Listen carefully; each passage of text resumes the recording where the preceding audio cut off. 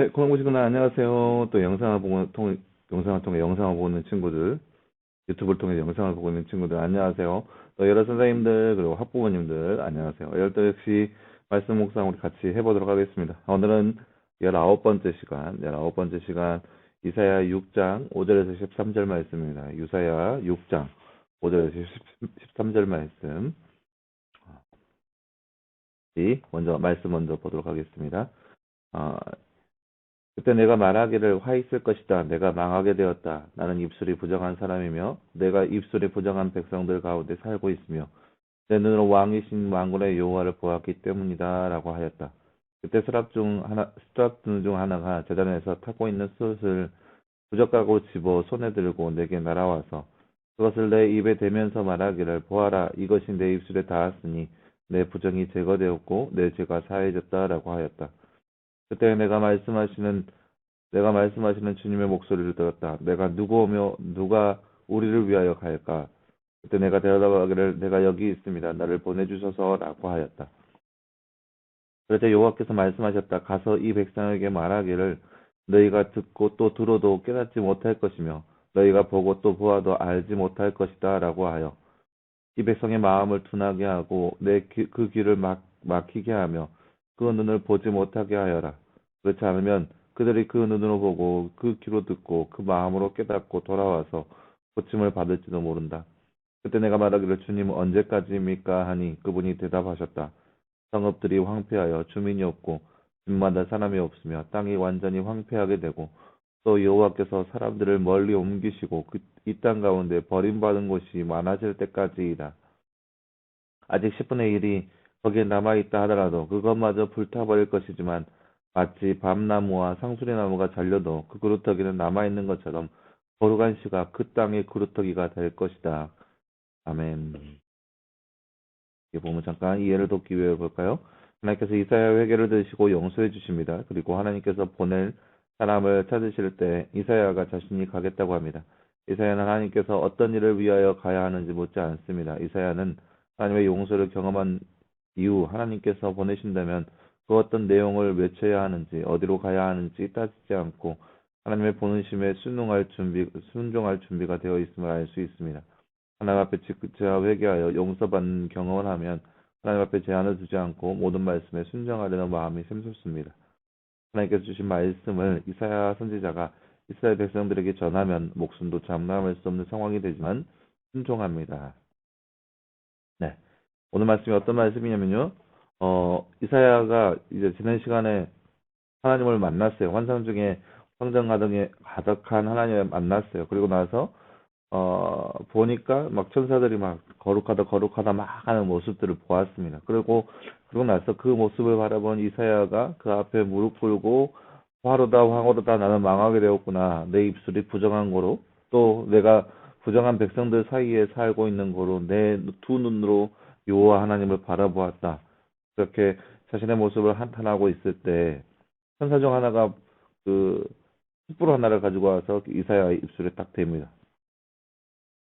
그리고 나서 하는 말이 봐라 이제 이 숯불을 너의 입술에 대었으니 이제 너는 너의 악이 제어해졌다.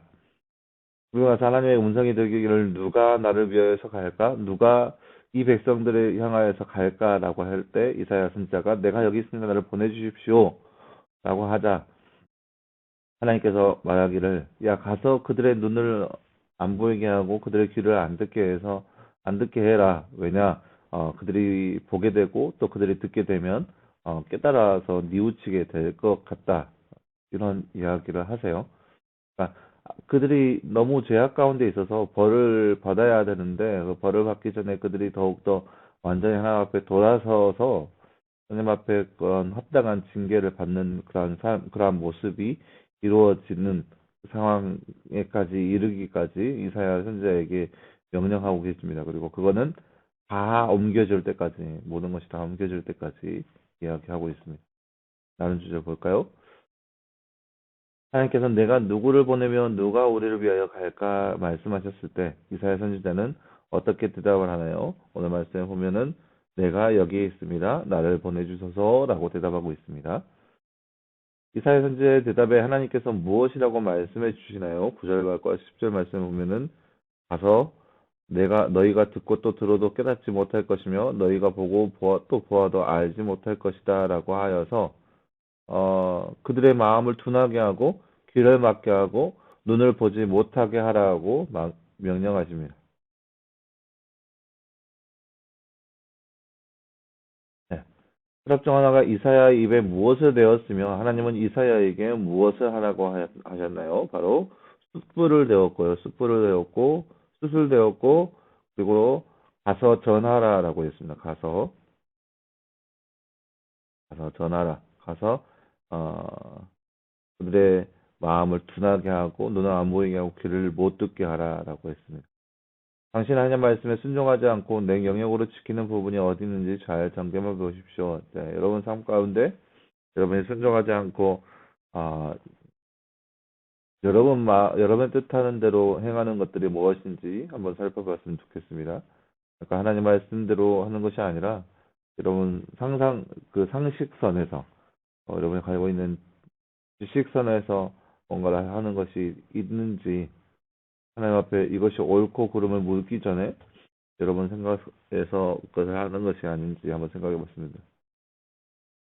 누구를 보낼까 하고 찾으신 하나님의 마음은 어떠했을까요? 이게 그 이스라엘 백성들을 바라보면서 답답한 거죠. 이제 더 이상 너무나 엇나가는 이 백성들을 바라보면서 이것 가운데 하나님의 심판이 임해야 된다라는 마음들 보면은 말씀 보세요.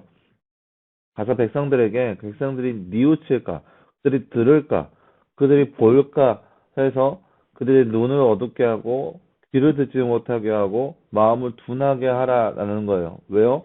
그들이 들을까 봐, 그들이 볼까 봐. 그래서 보고 뉘우칠까 봐, 듣고 깨달을까 봐. 이게 하나님의 사랑하는 백성들을 향한 하나님의 마음일까요? 그들이 돌아설까 봐? 아니요. 그 그들이 들으면 좀 돌아오겠다는 그런 마음 하나님 앞에 얼마나 있겠어요. 행여나 그들이 들으면 얼마나 좋을까. 행여나 그들이 깨달으면 얼마나 좋을까 하는 마음이 바로 하나님께 있는 겁니다. 그래서 이스라엘 백성들이 하나님 품으로 돌아오기를 간절히 바라는 마음이 바로 하나님께 있다라는 거죠. 그리고 그렇지 않고 있는 그 이스라엘 백성들의 모습을 보면서 안타까워 하시는 거고 또 아, 저 안타까운 거죠. 안타까운 마음이 큰 거죠. 하나님의 뜻을 듣고 있는 이사야 마음은 과연 어떨까요? 그러니까 11절 말씀을 보면은 이렇게 얘기해요. 하나님 주님 언제까지입니까? 너무나 기이한 거예요. 이스라엘 백성들에게 하나님의 뜻은 그들의 눈을 막고 귀를 막고 그들의 마음을 둔하게 하라. 언제까지요? 그리고 그 언제까지는 성읍들이 황폐하여 주민이 없고 집마다 사람이 없으며 땅이 완전히 황폐하게 되는 그 순간까지라고요. 그러니까 그런 이야기를 들으니까 이사야 마음이 얼마나 복잡할까요? 그러니까 그런 거 있잖아요. 앞이 안 보이는 그런 상황 가운데 그것을 실천해야 하는 모습? 그러니까 음, 이사야 말씀은 어찌 보면 하나님께서 구약의 때에 하나님께서 이사야에게 예언으로 하신 말씀인데 아직 성취되지 않는 모습들을 바라보면서 얼마나 한편으로는 답답할 수 있죠. 이스라엘 백성들 가운데 그렇게 하라 했을 때 그러면 그것을 언제까지 해야 하는지 답답하기도 하고 복잡하기도 하고 그러고 나서 또 어렵기도 하고 심중에 좀 어려운 마음이 없잖아요. 있겠죠. 왜냐하면 그들 가운데 그렇게 얘기하려고 나가면 그 이사야 목숨이 밑으로운 지경에 빠지게 되니까.